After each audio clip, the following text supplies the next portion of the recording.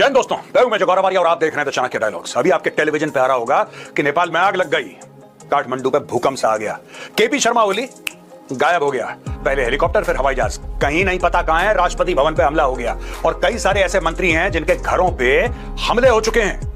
नेपाल की फौज सड़क पे आ गई और नेपाल की फौज धीरे धीरे करके सबको निकाल रही है। वहां पे पुलिस गायब है, पुलिस ने हाथ खड़े कर दिए। पुलिस ने बोला कि बॉस, हम आपकी जान की जिम्मेवारी अब नहीं ले सकते। अगर आपके ऊपर हमला होता है, आपकी जान जाती है तो जाए, हम पीछे हट रहे हैं। नेपाल पुलिस ने साफ मना कर दिया, इसलिए फौज को बीच में आना पड़ा। एक एक करके हेलीकॉप्टर में बैठा के वहां पे मंत्रियों को गायब कर रही है।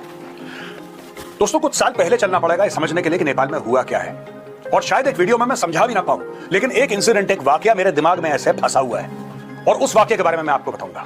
दोस्तों, 30 जून 2020 रात 9:42 मैंने एक ट्वीट करा था। मैंने ये बोला था कि the Chinese ambassador in Kathmandu how young की is controlling KP Sharma Oli.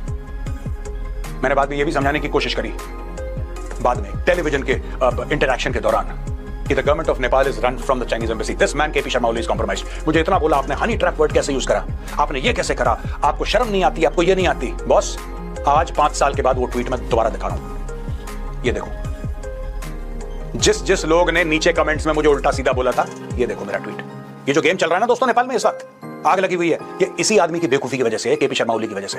He has compromised himself to such an extent that he is seen as an extension of BJP. इसलिए वहां पे सब गेम्स हो रहे हैं। केपी शर्मा ओली जब दम दबा के भाग गया है, ये बंदा नेपाल का प्रधानमंत्री था, ये चाइना का पिट्ठू है, और ये बंदा चाइना के सारे काम करता है। जब चाइना ने 5 गांव घेर लिए थे नेपाल के, चुप बैठा था। चाइनीज आए, चाइनीज ने उन नेपालियों को इकट्ठा करा और वहां पे मेगाफोन लेके एक अनाउंसमेंट करी सबके सामने कि देखो, आज के बाद तुम सब चाइनीज हो। घेर ली जमीन, उसको चाइना बना दिया, लोगों को बोल दिया कि आज के बाद तुम नेपाली नहीं, तुम चाइनीज हो। दे टुक अवे दैट टेरिटरी। ये बंदा चुपचाप बैठा रहा। ये तो रिसेंट बात है, ये 2-3 साल पहले की बात है। मैंने जब 5-6 साल पहले ये बात बोली थी कि पूरी की पूरी नेपाल की सरकार, ये जो लेडी है एम्बेसडर, ये मैनेज करती है, हैंडल करती है, इसने फंसा रखा है केपी शर्मा ओली को, तब लोगों ने बोला आप ऐसा कैसे कह सकते हैं, आप, मैं ठीक कह सकता हूं। और मैंने ठीक बात बोली। दोस्तों, आज क्या हो रहा है मैं आपको बताता हूं। नेपाल में किसी को भी अगर ये गलतफहमी है कि सोशल मीडिया के प्लेटफॉर्म्स को बैन करके ये कांड हुआ है ना, आई एम वेरी सॉरी, आपको बहुत बड़ी गलतफहमी है। इसका सोशल मीडिया हैंडल से कोई भी लेना देना नहीं है। अब मैं आपको प्रूव करूंगा क्यों। 19 लोग मारे गए। अब पता नहीं झड़पें हो रही हैं, कल की खबर में कितनी और मौतों के बारे में। भगवान करे ऐसा ना हो, भगवान करे सब लोग नेपाल में सुरक्षित हमारे भाई बहन हो। लेकिन the fact of the matter is, ये जो पूरा का पूरा सोशल मीडिया प्लेटफॉर्म्स बैन करने का मामला है, ये सरकार ने थोड़ा ना करा था। ये तो नेपाल की अदालत ने बोला था कि बैन करो। कोर्ट के बोलने के बाद नेपाल की सरकार ने वही करा जो नेपाल की कोर्ट ने बोला। यहां पे लोग कहते हैं कि जेंजी आ गए सड़क पे, जेंजी आ गए सड़क पे। जेंजियों ने मौत का तांडव कर दिया। कोई जेंजी वेंजी नहीं आए सड़क पे, ठीक है। हाँ, यंग लोग आए, इसमें नो डाउट, पर जिस तरीके से इसकी ब्रांडिंग करी गई, जेंजी वो हैं जिनका मुंह मोबाइल फोन से ऊपर नहीं उठता। यार, इंस्टाग्राम की रील ऐसे देख के भारत में भी तो ऐसे ही हैं। भारत में कौन से अलग हैं? यही जेंजी नेपाल में, यही जेंजी भारत में। मैं जिम में जाता हूं, वहां पे एक हाथ से डंबल मार रहा है, एक हाथ से इंस्टाग्राम देख रहा है, ये तो इनके हाल है।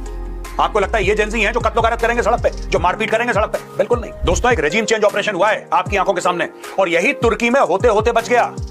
पिछले 24 घंटे में अर्दोगान ने भी यही करा था कि सारे सोशल मीडिया हैंडल को ब्लॉक करो, सारे प्लेटफॉर्म्स को ब्लॉक करो, जो मेरे खिलाफ बोलता है ब्लॉक करो। उसको पता लग गया कुछ गड़बड़ होने वाला, उसने बोला नहीं, अनब्लॉक करो, अनब्लॉक करो। मैं अर्दोगान की बात कर रहा हूं, the strong man of the Islamic उम्मा। डर के मारे गला सूखा, सब अनब्लॉक। नेपाल में क्या हुआ? कुछ समय पहले राजशाही के लिए नेपाल में प्रोटेस्ट चल रहे थे, आपको पता ही है। राजशाही के चक्कर में नेपाल पे प्रोटेस्ट शुरू हुए और बोला कि नहीं, ये जो सरकार है, ये कम्युनिस्ट सरकार है, इसको निकाल के बाहर फेंको, निकाल के बाहर फेंको पूरी की पूरी कम्युनिस्ट सरकार को, और वापस राजा को लाओ। श्री 5 ज्ञानेंद्र वीर विक्रम शाहदेव पंच सरकार, ये नेपाल के राजा का नाम है और इनको साक्षात विष्णु भगवान का अवतार माना जाता है। लोग सड़क पे आ गए, कहते हैं हमें तो हमारा राजा वापस चाहिए। खूब लाठी चली, फायरिंग हवा में हुई, टीयर गैस, किसी तरीके से मामले को दबा दिया गया। आज की तारीख में लोग क्या कह रहे हैं? साहब, बात यह नहीं है कि आपने ट्विटर, फेसबुक, इंस्टाग्राम और यूट्यूब को बैन कर दिया। बात यह है कि नेपाल में करप्शन है।